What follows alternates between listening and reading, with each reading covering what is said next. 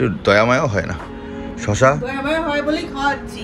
লোক দেখছে আমি কি অত অফিসিয়াল কাজ করেই যাচ্ছি, এক ক্লিকে কোনোভাবেই ক্লিক হয় না আর কি। তাতেও আমার অনরোড গাড়ি প্রায়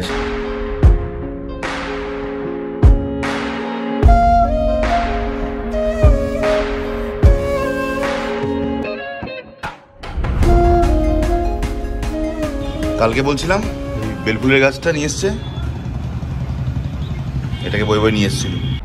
হে good morning and welcome back to the channel. সকাল বাজে 12:10, গুড মর্নিং করছি, কিছু করার নেই।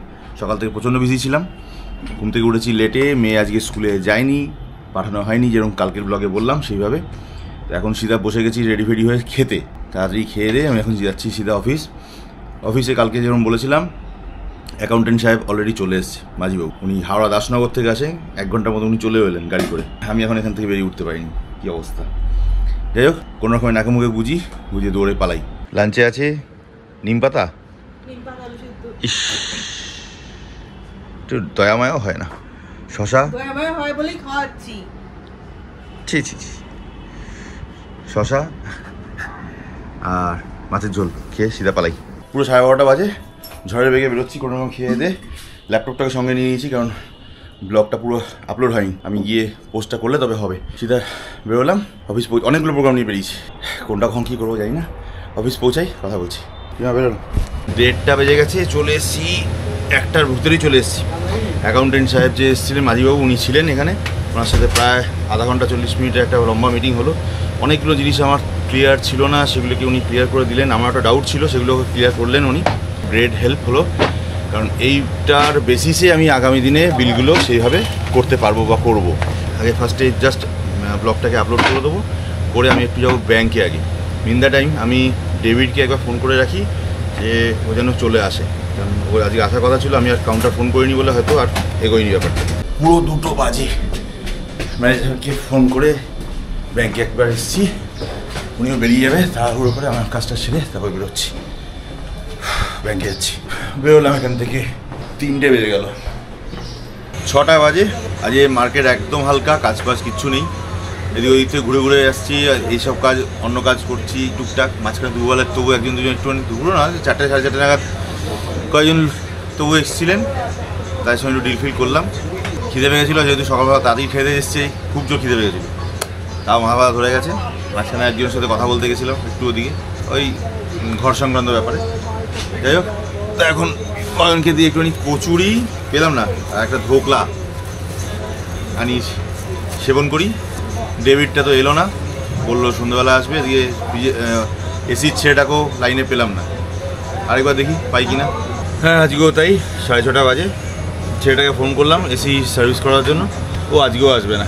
না এদিকে এসি সার্ভিসটা হচ্ছে, না ওদিকে স্লাইডিংটার কোনো ব্যবস্থা হচ্ছে 2 দিন ধরে। ওই এসিটা থাকতেও চালাতে পারছি না, আর এসিটা চালানো যাচ্ছে না, এত ময়লা হয়েছে এটা, আর টানতে আর পাচ্ছে না। তার মধ্যে আবার অ্যাকাউন্টেন্ট সাহেব এসে দেখিয়ে দিয়ে গেছে, তার মতো করে এখন আবার নতুন করে বিল করতে হবে আমাকে। পুরোনো বিলগুলোতে গিয়ে এডিট ফেডিট করতে হবে, ভাবলেই কেমন একটা জ্বর আসছে। এদিকে মাসের 14 তারিখ অবধি হয়ে গেছে, এই মাসের বিল ফিল কী করেছি জানি না, ওদিকেরটা কী অ্যাডজাস্ট করবো তাও জানি না, গন্ডগোল কেসে।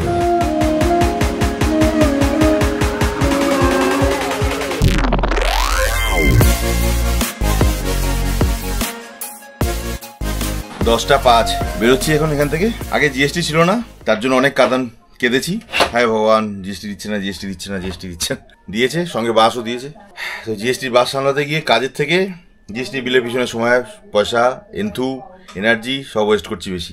হ্যাঁ, প্রায় লাস্ট 2 ঘন্টা ধরে জিএসটি বিলের ফর্মুলেশন চেঞ্জ করা, হ্যান করা, ত্যান করা করলাম। কতটা হয়েছে জানি না, অর্ধেকের উপর কাজ এখনো বাকি, আবার কালকে এসে করতে হবে। এ তো কাজের থেকে নাজনা বেশি হয়ে যাচ্ছে। কাজকর্ম নেই হালকা, কিন্তু জিএসটির চক্করে লোক দেখছে আমি কি অত অফিসিয়াল কাজ করেই যাচ্ছি, বিরক্তি করে গেছে। আমার জন্য লালটুটাও ডিটেন হয়ে থেকে যাচ্ছে, রাত্রি 10টা বেজে যাচ্ছে। কালকে সকাল ঢুকে বেলার মধ্যেই সেরবো। আজ একটু অন্য কাজ ছিল বাইরে দিকে, এই কারণে বেলায় ধরতে পারিনি, বাট কালকে থেকে ওই দিনের বেলার মধ্যেই কাজটাকে শেষ করে ক্লিয়ার করবো। চলো এখন বেরোই, আর বকবো না, সিধা বাড়ি। 10:40 বেজে গেল, সেই মাত্র ঢুকলাম বাড়ি।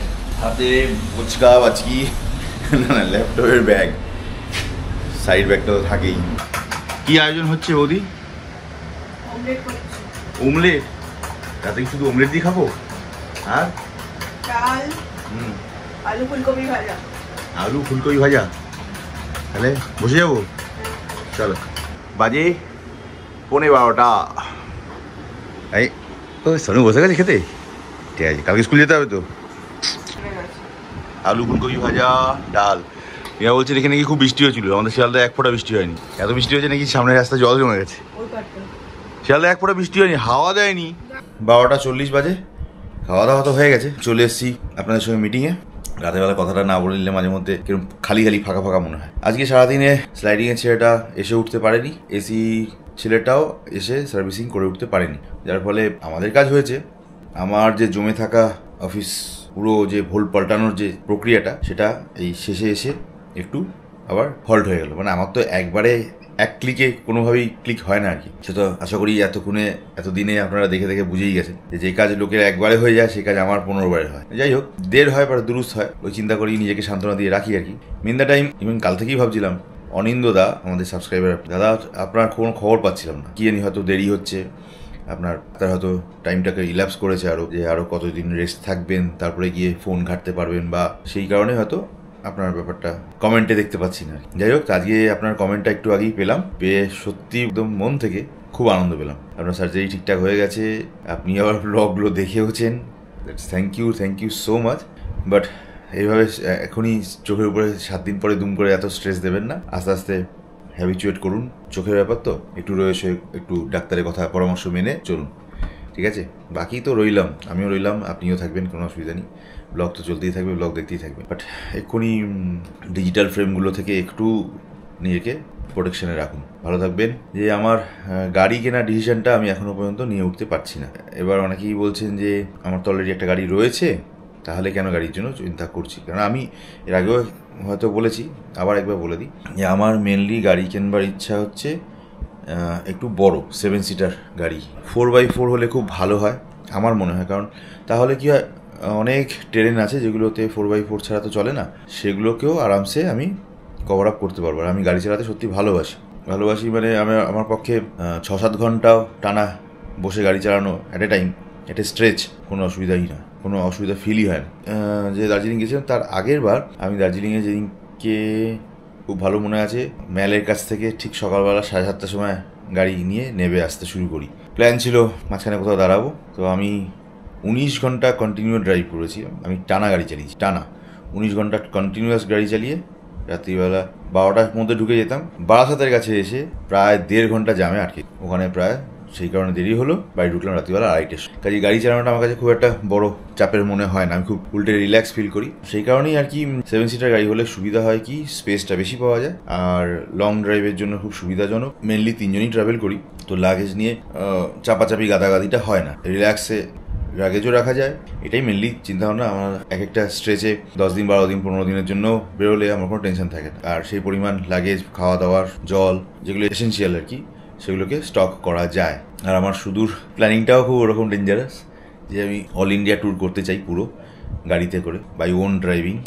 তো সেই সেন্সে আমি 4x4 হলে ভালো হতো, বাট একান্তই সেরকম কোনো গাড়ি খুঁজে না পাই, তো করার নেই। বাজেটটাও একটা ফ্যাক্টর, ম্যাক্সিমাম 25-30 লাখ টাকা, 30 লাখ টাকা ম্যাক্সিমাম বলছি। হাইলাক্সও ইনফ্যাক্ট আমি বুক করে রেখেছিলাম, বললাম টয়োটার হাইলাক্সের একটাই প্রবলেম আমার ফিল হলো, বাড়িতেও সেটা নিয়ে আলোচনা হচ্ছিলো, সেটা হচ্ছে 5 সিটার কার, আর পিছনের ডালাটা অসম্ভব বড় এবং সেটাকে প্রচুর মডিফিকেশন করতে হয়, তার জন্য প্রচুর এক্সট্রা টাকা খরচা হয়। প্লাস ইটসেলফ হাইলাক্সের দামও খুব ডিসকাউন্ট মেরে কেটেও যদি করে, আমার জন্য অনেকটা ডিসকাউন্ট করে দিয়েছিল টয়োটা, তাতেও আমার অনরোড গাড়ি প্রায় 37-38-এর কাছাকাছি গিয়ে পড়ছে নেট গাড়ি, দেন তার উপরে আবার মডিফিকেশান আছে।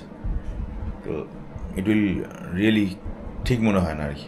তো এটা মাথায় রেখে আবার আপনাদের কাছে একবার সাজেশন চাইছি, যদি আমরা 2-1টা শর্ট আউট করে রেখেছি, বাট স্টিল আপনাদের কাছ থেকে আরও সাজেশন চাই যে 4x4 ছাড়াও কি আমি অল ট্রেন টায়ার লাগিয়ে মোটামুটি 90-95% ট্রেন কি আমি ট্রাভেল করতে পারবো? যদি পারি তো সেটা কী ধরনের গাড়ি, কোনো ব্র্যান্ড বা কোনো পার্টিকুলার মডেলের কথা যদি একটু জানান সবাই মিলে, একটু প্লিজ সাজেস্ট মি।